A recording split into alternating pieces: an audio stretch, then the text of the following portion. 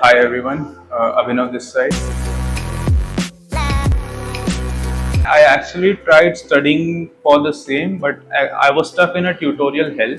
I was procrastinating, I wasn't regular in my studies, and I was lacking in a lot of practice. And this course offered me the same. Like we made a lot of projects in the just a single month time span. So yeah, it definitely improved my learning. The learning experience has been great. The sessions were quite interactive from the first day. Obviously beneficial to learn tech in today's world, and the course was like I enjoyed it a lot and I learned a lot from it. So I would recommend it here. I would say it the studying session, the practice sessions, the quality was like 9. So yeah, 9 probably.